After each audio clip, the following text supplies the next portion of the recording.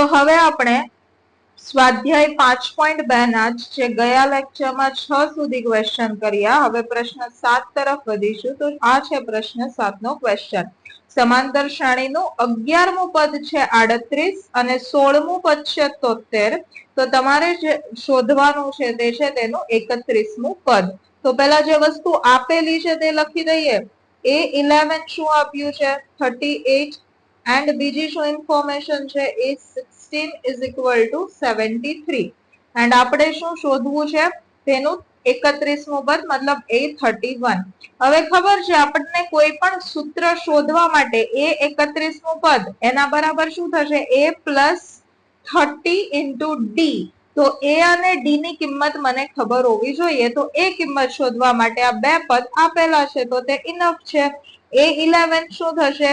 A plus 10D. આ તો બધાને ખબર જ છે કઈ રીતે આપણે કરીએ છીએ, કારણ કે આપણને ખબર છે an બરાબર થાય A plus n minus 1D. તો n તો અહીંયા n માઇનસ 1, તો એમ અહીંયા 11 છે તો અહીંયા તમારે આવશે 10D. તો A પ્લસ 10D છે 38. અહીં શું મળશે? A plus 15D equal to 73. બરાબર. બંને થઈ ગયા સમીકરણ, તેને સોલ્વ કરીશું. તો બંને જ સમીકરણને સોલ્વ કરતા A અને D ની કિંમત મળી જશે. તો કઈ રીતે કરીશું તે? તો કે જો હું ઇક્વેશન 2 સમીકરણ 2 માઇનસ સમીકરણ 1 કરું તો સમીકરણ 2 શું છે આપણું? A plus 15D minus 1 A minus 10D બરાબર શું મળ્યું? 73 માઇનસ 38. તો તમે જોઈ શકો છો એ કેન્સલ. મને શું મળ્યું? હવે 15 માંથી 10 ગયા 5D. 73 માઇનસ 38 શું થશે? 73 માઇનસ 38 તો એ થશે 35. બરાબર. તો એના પરથી D મને શું મળશે? 35/5 એટલે કે 7. તો આપણને D મળી ગયો છે 7. જો D મળી જાય તો હું કોઈ પણ એક ઇક્વેશન 1 કે 2 માં મૂકીને એ પણ શોધી શકું. જો હું 1 માં મૂકું છું તો A વત્તા 10D 7 બરાબર 38 છે. તો A બરાબર શું થઈ ગયું? 38 ઓછા 7 into 10 70. 38 માઇનસ 70 શું થશે? માઇનસ 32. તો આ થઈ ગયો આપણો A. 38 ને 2 બરાબર. તો શું મળ્યું આપણને? D બરાબર મળી ગયું 7 અને A બરાબર મળી ગયું માઇનસ 32. તો A અને D મને મળી ગયું છે. તો એમને શું પૂછ્યું છે? શોધો A31. તો A31 બરાબર થશે A પ્લસ 30D. કિંમત મૂકી દઈએ. A બરાબર માઇનસ 32 પ્લસ 30D બરાબર 7. તો મને શું મળે છે? 7 તેરી 21 અને 1 0. 210 210 માંથી 32 બાદ થશે. શું વધશે? 178. તો આ થઈ ગયો આપણો A31 ની કિંમત, 31મું પદ.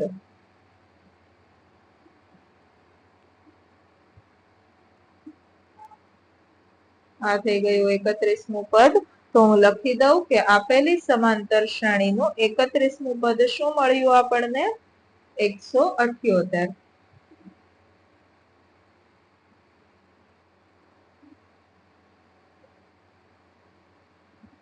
તો આ જ રીતના બહુ જ ઈઝી ક્વેશ્ચન છે. જો ફોર્મ્યુલા ખબર છે, સિમ્પલ ઓબ્ઝર્વેશન, સમાંતર શ્રેણી કોઈ પણ પદ કશું ભી લખવા તમને પ્રથમ પદ અને સામાન્ય તફાવત બે વસ્તુ જો ખબર હોય તો કોઈ પણ પદ તમે ઈઝીલી લખી શકો છો. પ્રશ્ન 8 શું કહે છે ક્વેશ્ચન? એક સમાંતર શ્રેણી છે.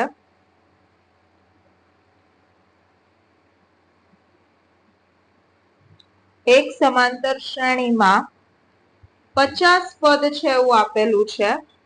પછી શું આપ્યું છે? જો ત્રીજું પદ 12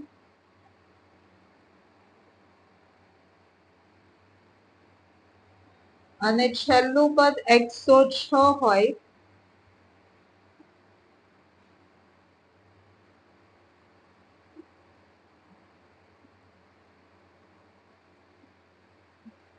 તો તેનું 29મું પદ શોધો. સમાંતર શ્રેણીમાં 50 પદ છે, મતલબ તમને આપી દીધું છે કે n શું છે 50, ખાલી 50 જ પદ છે. પછી શું આપ્યું છે a3 જે છે ત્રીજું પદ that is 12. છેલ્લું પદ ટોટલ 50 પદ છે તો છેલ્લું પદ કયું થશે a50. a50 ની કિંમત શું છે 106. તો શું પૂછ્યું છે 29મું પદ એટલે કે a28 a29 મારે શોધવાનું છે. a29 નું સૂત્ર આપણને ખબર છે થાય a+28 * d. તો જો મને a અને d મળી જાય હું આ ઈઝીલી શોધી શકું. તો એ તમે ક્યાંથી શોધશો? એ બે વસ્તુ કઈ રીતે મળશે? તો કે એના માટે આ જે બે વસ્તુ આપી છે એનો આપણે ઉપયોગ કરીશું. તો મને ખબર છે a3 બરાબર છે 12 એન્ડ બીજી ખબર છે a50 બરાબર છે 106. તો a3 એટલે કે હું લખી શકું a+2d બરાબર 12. a50 a+49d = 106. બંને સમીકરણને સિમ્પલ સોલ્વ કરી દઈએ તો આપણને a અને d મળી જશે. તો જો હું ઇક્વેશન 2 સમીકરણ 2 માંથી સમીકરણ 1 બાદ કરું છું તો શું મળશે મને? સમીકરણ 2 એટલે a+49d -1 a ઓછા 2d. અહીંયા ઘણા બધા સ્ટુડન્ટ ભૂલ શું કરે કે a માઇનસ ખાલી પહેલા પદને આપે, પણ માઇનસ જે લાગે છે તે બંને પદને લાગે છે. તો એ માઇનસ અંદર જ્યારે ગુણો ત્યારે બંનેને આપવાનો છે. ખાલી પહેલા પદને આપશો તો આન્સર બિલકુલ ખોટો આવશે. અહીંયા શું મળ્યું જમણી બાજુ 106 ઓછા 12. હવે આપણે જોઈએ એ કેન્સલ. 49 - 2 47d. 106 માંથી 12 ગયા શું વધશે 94. બરાબર. 10 માંથી 1 ગયા 9, 6 માંથી 2 4. તો ડી શું મને મળે છે 94 ભાઈ 47 અને આપણને ખબર છે 47 * 2 શું થશે 94.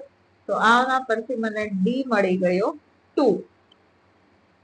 તો ડી આપણને મળી ગયો છે તો શું મને એ મળી જાય? બિલકુલ મળે. કોઈ પણ એક ઇક્વેશન માં કિંમત મૂકી દઈએ. જો ઇક્વેશન 1 માં મૂકું છું સમીકરણ 1 માં ડી ની કિંમત, તો સમીકરણ 1 શું છે a + 2d. a + 2 * 2 = 12. a + 2 * 2 = પાછું છે 12. તો એના પરથી એ શું મળશે 12 2 દુ 4, 12 માંથી 4 ગયા 8. તો મને એ મળી ગયો 8 અને અહીંયા આપણને ઓલરેડી ડી મળેલો જ છે 2.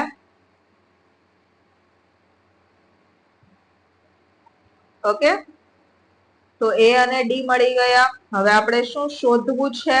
તો કે એનું 29th ટર્મ 29મું પદ શોધવું છે a29. તો શું થશે a29? a29 બરાબર a + 28d. a બરાબર 8 અને ડી આપણને શું મળ્યો છે તો કે 2. 28 દુ 56 +8. તો એના પરથી a29 શું મળશે મને 64. તો હું કહી શકું કે આથી આ જે સમાંતર શ્રેણી છે એનું 29મું પદ જે છે તે શું છે 64. આથી આપેલી સમાંતર શ્રેણીનું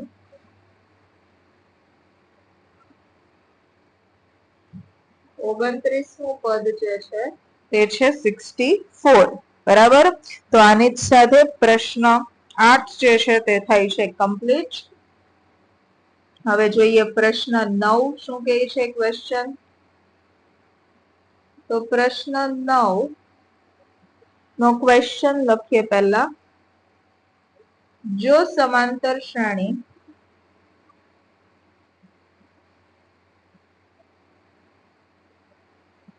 નું ત્રીજું અને 9મું પદ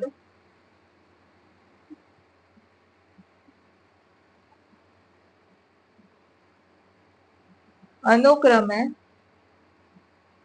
4 અને -8 હોય તો તે શ્રેણીનું કયું પદ 0 થાય એમ પૂછ્યું છે. મતલબ મને આપી દીધું છે કે ત્રીજું અને નવમું પદ જે છે તે આ છે, તો કયું પદ 0 થશે એ મારે શોધવાનું છે. તો આ પ્રકારનું ઓલરેડી ઉદાહરણમાં એક હતો, મારે ધારી લેવાનું કે ધારો કે n-મું પદ જે છે તે 0 છે, એટલે કે an થઈ ગયું 0. પણ એના માટે મારી પાસે a અને d હોવું જોઈએ, તો a અને d શોધવા માટે એને ઓલરેડી અમુક વસ્તુ આપી છે કે સમાંતર શ્રેણી. ત્રીજું પદ શું છે 4 અને નવમું પદ છે -8. તો એનો ઉપયોગ પહેલા કરી દઈએ. a3 બરાબર આપેલું છે 4 અને a9 બરાબર આપેલું છે -8. આપણું સૂત્ર શું કહે છે? an is equal to a plus n minus 1 into d. તો a3 બરાબર 3 minus 1 2d અને અહીંયા શું મળશે? a9 9 minus 1 8d. આ બંને થઈ ગયા સમીકરણ. આને સોલ્વ કરીએ તો a અને d ની કિંમત મળી જશે. તો જો હું સમીકરણ 1 ઓછા 2, સી આમાં કોઈ પેટર્ન નથી 1 ઓછા 2 કરવું, 2 ઓછા 1, બે સમીકરણને સોલ્વ કરીને કિંમત શોધવા તમે શું કરતા? બે ઘણી બધી રીત હતી. એક રીત એવી કે કોઈ એક ની કિંમત જે છે બીજામાં મૂકી દો, અથવા તો કોઈ એક વેરિયેબલ ને કેન્સલ કરી નાખો અને બીજાની કિંમત શોધો, એ બધી રીત. કોઈ એક ચલને કેન્સલ કરીને બીજા ચલની કિંમત શોધીએ, તે બધી વસ્તુ કરતા. તો અહીંયા હું ઇક્વેશન 1 જે છે a plus 2d minus equation 2 a minus 8d, જમણી બાજુ મળ્યું 4 minus -8. તો મને શું મળશે અહીં? a કેન્સલ, પછી શું થયું? 2d minus 8d minus 6d, 2 ઓછા 8 minus 6, 4 અને 8 12. તો d મને મળી ગયો 12 ભાગ્યા 6 2 અને એક માઇનસ સાઇન છે, તો d is equal to -2 આપણને મળ્યું. d મળી ગયો તો a મળી જાય. બિલકુલ કોઈ એક ઇક્વેશનમાં મૂકી દઈએ. ઇક્વેશન 1 માં જો મૂકું a એમ જ, d ની બદલે -2, જમણી બાજુ 4, તો મને એ શું મળે છે? અહીંયા 2 દુ -4, જમણી બાજુ થઈ ગયા +4, 4 + 4 8. તો એ મને મળી ગયો 8, d મને મળ્યો -2. બરાબર. તો આ મળ્યા a અને d ની કિંમત. પછી a અને d મળી ગયું તો આપણું કામ હવે ઈઝી. હવે શું પૂછ્યું છે? શ્રેણીનું કયું પદ થાય 0? તો હું ધારી લઉં કે ધારો કે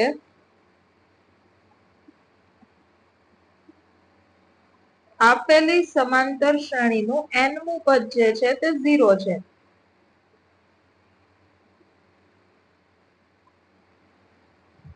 n-મું પદ 0 છે, એટલે હું લખી શકું an બરાબર 0.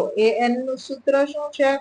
a plus n minus 1 into d બરાબર 0. એ આપણને શું મળ્યું? 8, n minus 1, d છે -2 બરાબર 0. હવે આ માઇનસ વાળા પદને જો હું જમણી બાજુ લઈ જાઉં તો મને શું મળશે? 8 બરાબર 2 કૌંસમાં n ઓછા 1, તો n minus 1 8 ભાગ્યા 2 એટલે કે 4 મળે છે. એના પરથી n શું મળી ગયો? 5.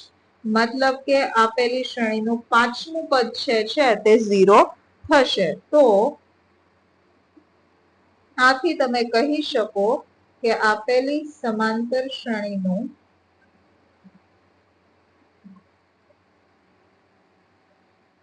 પાંચમું પદ 0 થાય. બરાબર. જો મને n અહીંયા એક ધન પૂર્ણાંક મળ્યો, એટલે કે પ્રાકૃતિક સંખ્યા મળી, તો મેં કીધું આ થાય. માની લો મને n કોઈ ઋણ સંખ્યા કે અપૂર્ણાંક કે એવું મળ્યું હોત, તો કેત કે કોઈ પદ 0 નથી. માની લો મને n મળ્યું હોય -5, તો n એ કેટલામું પદ એ વસ્તુ બતાવે છે. તો એવું પોસિબલ છે -5મું પદ નહીં. તો આપણે શું આપણું ઓબ્ઝર્વેશન લખીએ કે આપેલી શ્રેણીનું કોઈ પણ પદ 0 થશે નહીં. જો n એક પ્રાકૃતિક સંખ્યા મળે છે તો જ એટલામું પદ એ વસ્તુ થશે, નહીં તો નહીં થાય. તો આ થયો પ્રશ્ન 9.